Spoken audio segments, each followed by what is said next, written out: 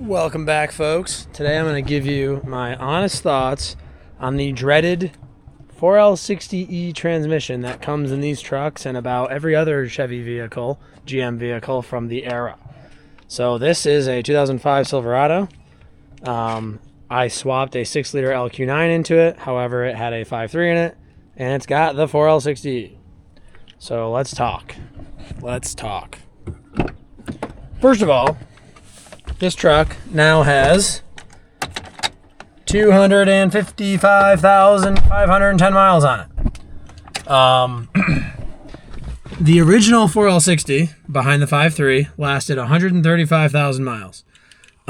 It lost reverse and second gear or whatever, something like that.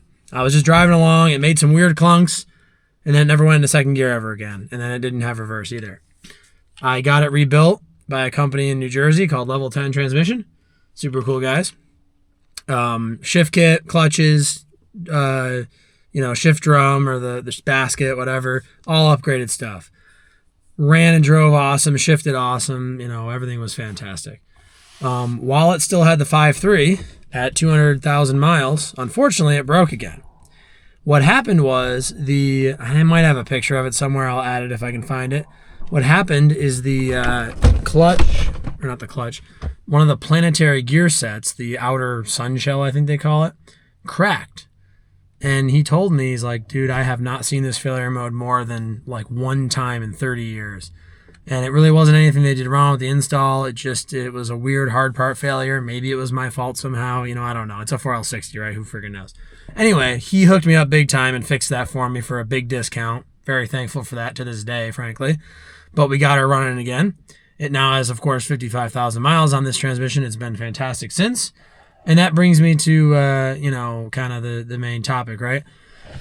4L60s are notorious for being bad transmissions. And that is true. They are bad transmissions. However, there are things you can do to keep them alive that I've learned over the years, some of which I have done, and some of which I wish I had done, and I think I would have kept them alive. So let's talk.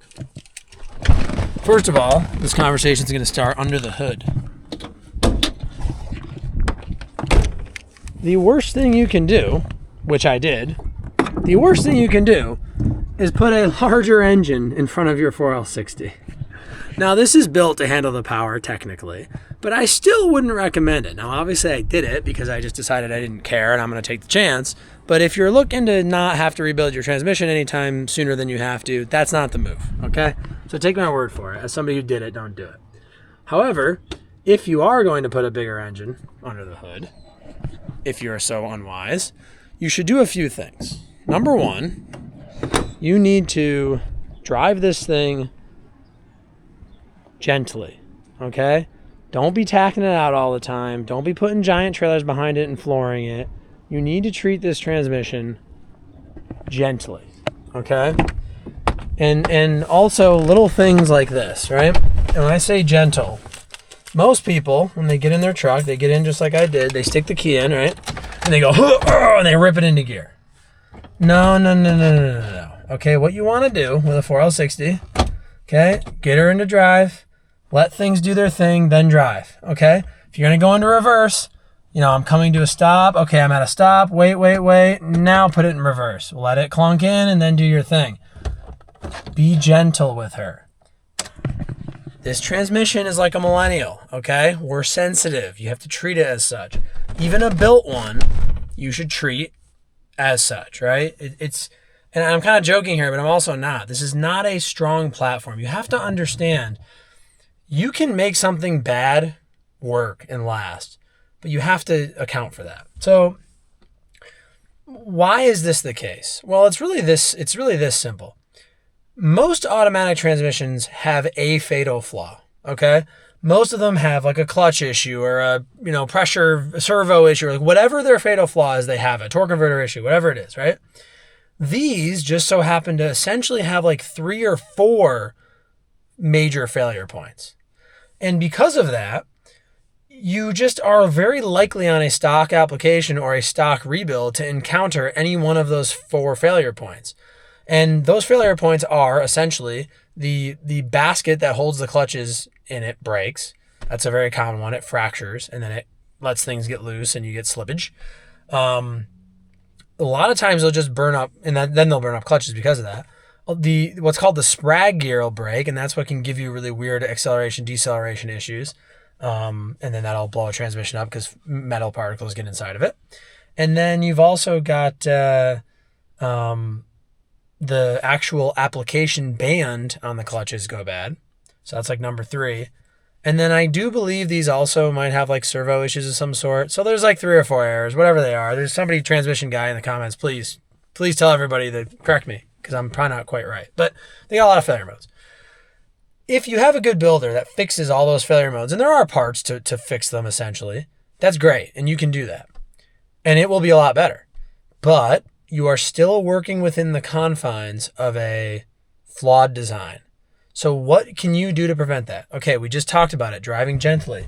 The other thing is you need to, with these transmissions, and this is one of the biggest things that kills them in my opinion, add a bigger transmission cooler, especially if you're towing. Now I have it covered because it was winter, but you can see how big this cooler is. It's behind this black plate, okay?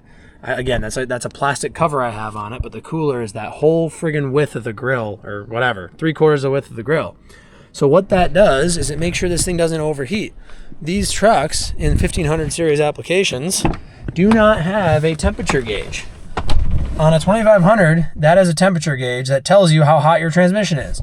Unfortunately, we don't have that. So what you need to do is get on your phone, download your favorite app to monitor OBD stuff, okay?